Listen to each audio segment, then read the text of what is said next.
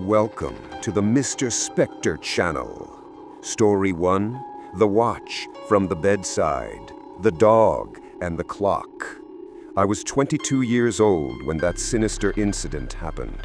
Those days, I had just finished school and was unemployed, so I accepted every odd job I could find in our small town. From cleaning houses to babysitting and running errands, anything that put quick cash in my hand. A lady for whom I had previously dog-sat introduced me to an acquaintance of her neighbor, a man named Craig. Craig called me one afternoon. His voice was normal. He said he was going on a trip for a week and needed someone to stay at his house and look after his golden retriever, Max. He stressed that Max was an anxious dog, and if no one stayed with him at night, he would get sick. So he didn't just want me to pop in for food and leave. The pay he offered was higher than usual, so I accepted without hesitation. 2 days later, I met Craig for the first time. He was a man in his late 40s, tall with thin metal-framed glasses and an ordinary windbreaker jacket. At first glance, there was nothing strange about him. Perhaps he was a bit too friendly, but not enough to give off a bad vibe. His house was right on the edge of town, where the forest began, and the property was hidden among the trees. The house itself wasn't bad, but it smelled old, cream-colored carpets and outdated floral curtains. Craig showed me everything: when to take Max out, where the spare key was, and which groceries I could use from the fridge. He said I could sleep in the guest room, a downstairs room right next to the living area. Max would curl up by my bed. I started my job on Monday. The first 2 nights passed in silence. I watched TV, took Max for his evening walk, and slept in the guest room. But the nightmare began on the 3rd night. I was sitting on the bed, aimlessly scrolling on my phone, when I suddenly noticed something that made no sense. On the dresser, across from the bed, next to a small lamp, sat a digital alarm clock. I remember thinking that this clock did not fit the antique decor of the room at all. It was a modern, black plastic clock with a harsh blue light, while the rest of the room's furnishings looked like they were 20 years old. I don't know what it was, perhaps a sixth sense that forced me to look closer. Maybe it was the angle of the lamp's light, but when I leaned forward, I saw a tiny, round black dot right above the digital time display. At first, I thought it was a light sensor, but when I saw its angle, the blood froze in my veins.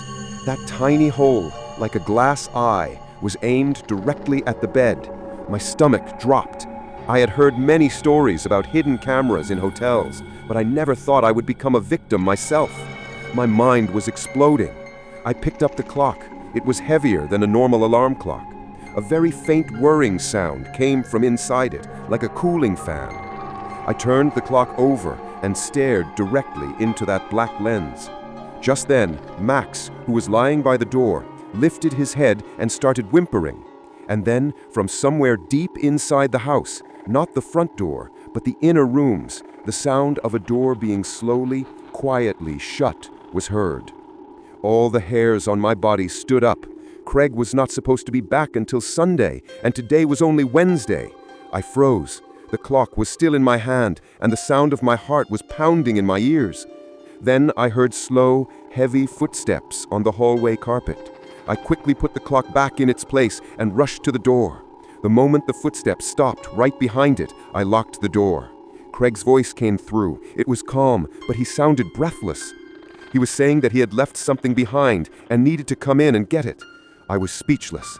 A few moments later, he said, "It's not what you think. It's just a motion sensor for the dog. I didn't want to scare you, so I didn't mention it."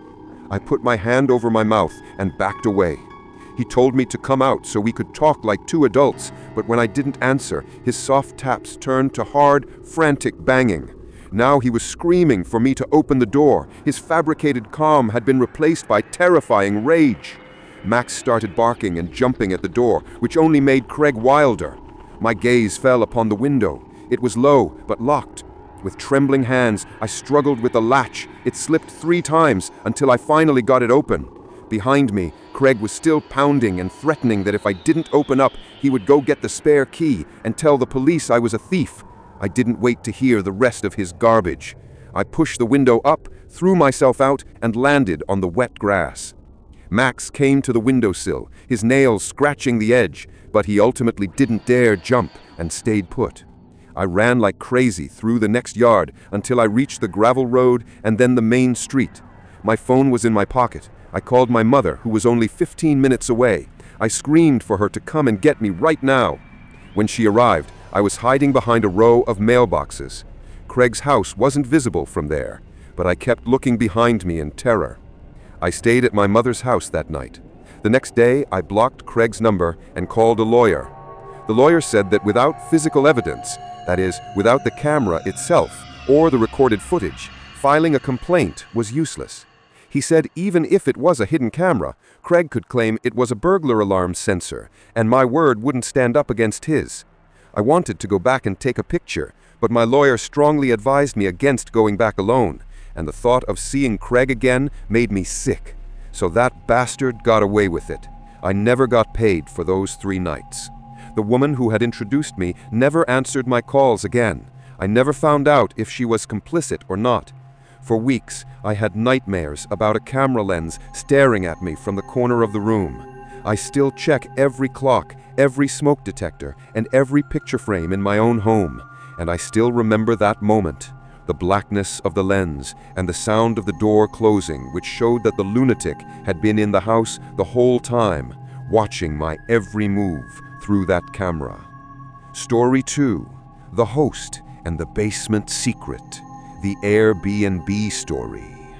It was late September when I booked that Airbnb, a week before my girlfriend Emma and I were going to see her sister in a small town 3 hours from us. I chose it because it was cheap, close, and the pictures looked cozy and warm. There was just one small detail in the description that I didn't take seriously at the time.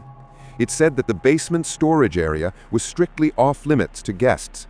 Well, it's normal for hosts to lock up certain areas for their personal belongings, so I didn't care. But when we arrived at sunset, the house was much more run down than its pictures suggested, and there was something about the house's isolation that bothered me. Only one other house was visible in the distance, and all around it was dark forest and a narrow road. It had an ominous feeling. The host, a man named Alan, was waiting for us on the porch before we even got out of the car. He was a tall but slightly hunched man, around 60, with gray hair that was meticulously combed. He wore a freshly ironed flannel shirt. He smiled, but his smile was artificial. It didn't reach his eyes. It was as if he was rehearsing for a performance.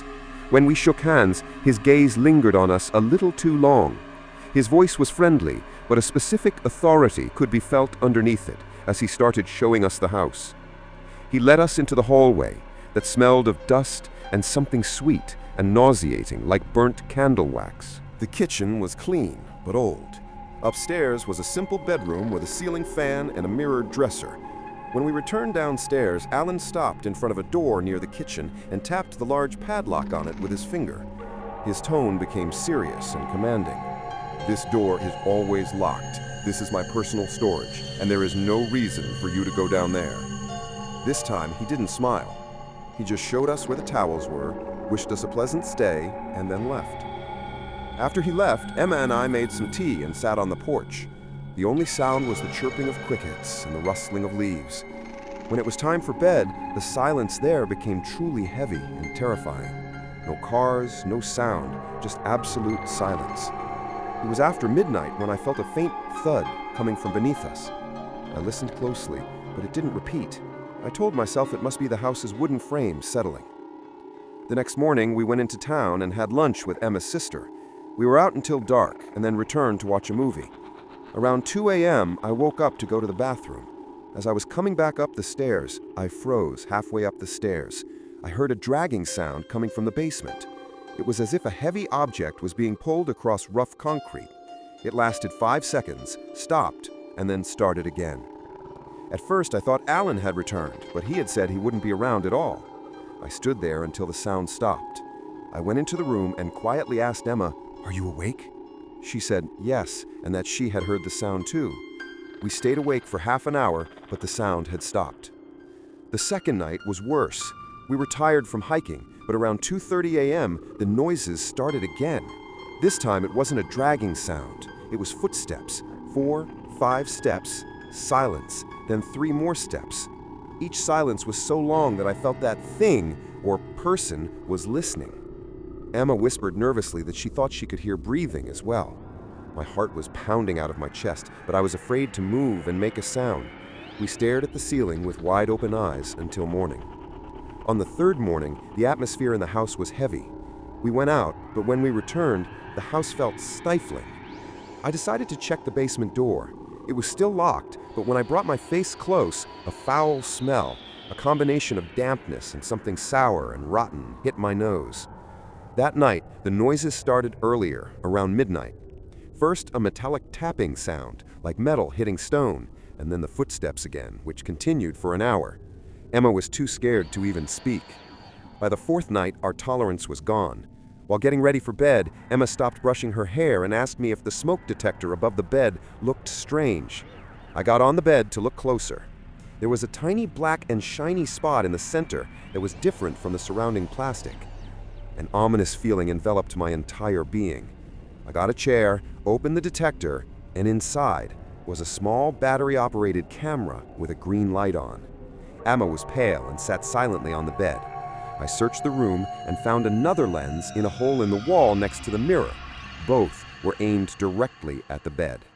That was it. We threw our belongings into our bags without folding them and rushed out. Without calling the host, we drove to a gas station and called the police. 2 officers arrived. We told them everything: the noises, the cameras, the locked door. They drove back to the house with us. The front door was unlocked. We were technically residents there. The police went inside and confiscated the cameras and memory cards.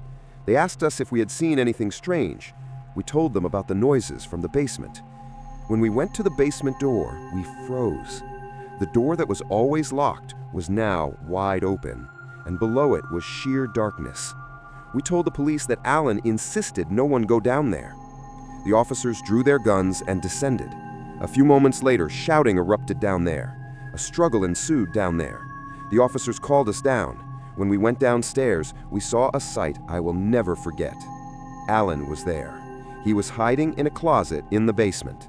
Inside his closet was a monitor showing live footage of our room. The police confiscated that too. Alan was arrested right there. His charge was invasion of privacy and illegal entry. Airbnb tried to silence us with a discount voucher. We took the voucher, but didn't stay quiet.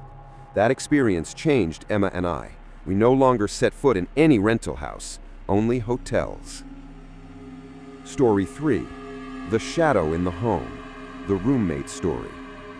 My name is Joe, and this incident happened just a week ago. I live in a 2-bedroom apartment with my roommate, Eric. I didn't know him before we became roommates. I found him in a Facebook group. He seemed normal when he visited the apartment. Quiet, polite, and a little awkward, but not scary. I thought he was a good option because I wasn't looking for a friend, just someone to pay the rent. The first 2 months were fine. Our work shifts were opposite. I left in the morning, he worked the night shift at a warehouse, so we rarely saw each other. His room door was always closed, but gradually I started noticing small changes in my room.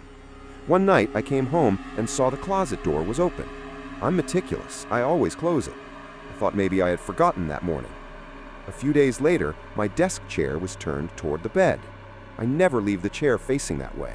A terrible dread settled within me, the feeling that someone had been in my private space. One Saturday morning I was dusting. I reached the window when I saw it.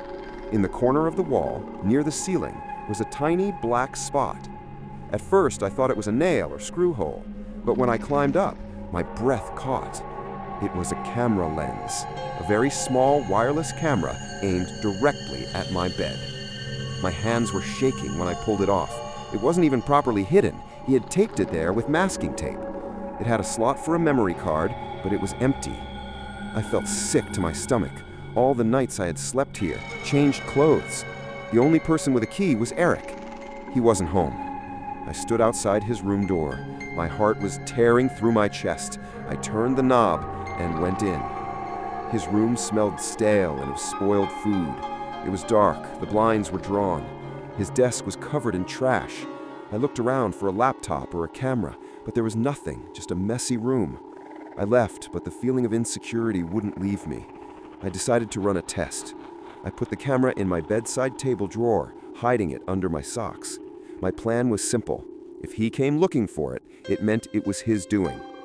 For 2 nights, nothing happened. I was starting to think maybe I was wrong, until the 3rd night came. I woke up for no reason at 3 a.m. At first I was confused, but then I heard the sound. The soft sound of wood scraping on wood. The sound came right from next to my head, from the bedside table drawer. I half opened my eyes, pretending to be asleep. In the dim streetlight filtering through the blinds, I saw his silhouette. It was Eric. He was standing over me, leaning over the bedside table, searching with his hand in the same drawer where I had put the camera. My breath hitched in my chest. My heart was pounding so loud I was afraid he would hear it. I didn't move, when suddenly his hand stopped. He froze completely, motionless. Slowly, very slowly, he turned his head toward the bed. He was looking directly at me. For a moment, in that terrifying darkness, I thought maybe he was awake, maybe he knew I was awake and was staring directly into my eyes. I held my breath. I couldn't breathe or blink. I only kept my eyes slightly open, trying to see his face through the mysterious darkness behind my half-closed eyelids. Time stretched. Every second felt like a century. I could hear my own shallow, rapid breathing in my ears. Finally, with a slow, trembling movement, he turned his head away from me. I heard his voice, a very soft, nearly unintelligible whisper that came from deep in his throat. It was as if he was talking to himself, or maybe he was saying something to that damned camera I had taken. A few seconds later, I heard the sound of the bedside drawer closing softly again. Then his soft, silent footsteps moved away from my bed. My heart was pounding in my chest so hard that I was sure he must have heard it through the night silence. I didn't hear the door open and close, but the silence returned, heavier than before. I stayed there, petrified, for several minutes, until I was certain he was gone. Then, with the utmost caution, I opened my eyes completely. The room was still dark. I took a deep breath that hurt my lungs. I had to do something. I couldn't stay there. Moving as silently as possible, I got out of bed. I held onto the wall and moved toward the door. Every step was hell. It was like a monster was clawing at my chest with every step. I opened the door just a tiny crack and saw the hallway, dark and empty. Eric's door was closed. I wanted to run away with all my might. I grabbed my suitcase, quickly throwing my phone and wallet into it. I didn't take any clothes. I couldn't stay in that house for one more second. As I was about to leave the door, I glanced at the bedside table. The drawer was closed. If he hadn't found the camera, then why was he there? Another cold, terrible feeling twisted inside me. Was he really looking for the camera? Or maybe he just wanted to make sure I was still asleep, so he could put the camera back. Without looking back, I left the apartment. In the darkness of the corridors, my heart hammered in my ears. I got in my car, my hands trembling with fear, unable to fit the key into the ignition. Finally, it started. Without even a glance at the apartment, I stepped on the gas and fled. I spent the entire night in the car, in a public parking garage, while the fear and shaking wouldn't leave me for a moment. In the morning, the first thing I did was call the landlord. I told him that Eric had put a hidden camera in my room and that I couldn't live there anymore. The landlord was shocked. He said he would call the police immediately. I told him I wouldn't even return for my belongings. I asked him to take back my key and dispose of everything I owned. I figured even if I lost my clothes or books, it was worth never setting foot in that cursed apartment again. I never saw Eric again after that day. The police dealt with him, and it turned out he had a long history of this kind of filth. But even though I knew he was no longer near me, the feeling that those eyes were watching me never brought me peace. Every time I'm in my room, even in my new home, my gaze involuntarily falls on the corners of the ceiling, the digital clocks, and every small suspicious object. That feeling of paranoia, that moment when Eric turned his head and looked at me, is rooted in my soul. And every night when I turn off the lights, I still think, maybe, just maybe, another eye, somewhere in the darkness, is watching me. We hope you enjoyed this content. For more videos, please subscribe to our channel and activate the notification bell.